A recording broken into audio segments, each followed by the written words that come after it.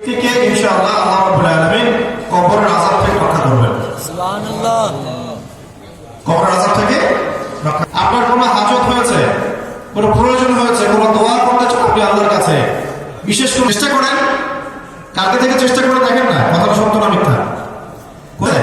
কোনো হাজত আছে, কোনো রোগ ব্যাধি, আল্লাহর কাছে আত্মীয় করে দোয়া করেন, ইনশাআল্লাহ আল্লাহ রাব্বুল আলামিন আপনার দোয়া কবুল করবেন ইনশাআল্লাহ। শর্ত থাকতে হবে তিনটা। এক, ইবাদত হতে হবে আল্লাহর জন্য, তার সন্তুষ্টির জন্য।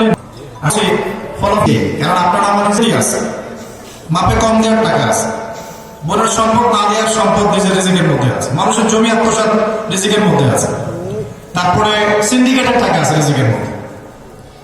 যত রকম ভাবে মানুষের হক নষ্ট করা যায়, এই প্রত্যেকটা পথ পদ্ধতি আমাদের সমাজের মধ্যে আছে। এটা অন্যতম একটা সেরা কারণ যে আমাদের দোয়াগুলো আল্লাহর দরবারে কবুল হচ্ছে।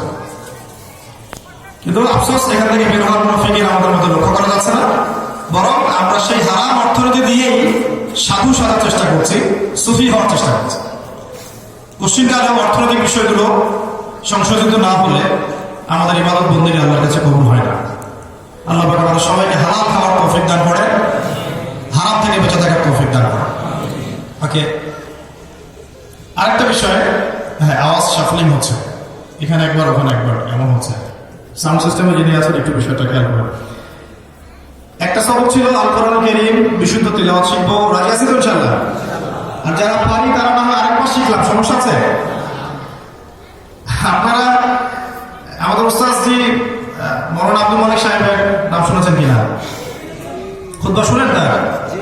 আচ্ছা, আমরা গত রমজানের আলোচনা করছে।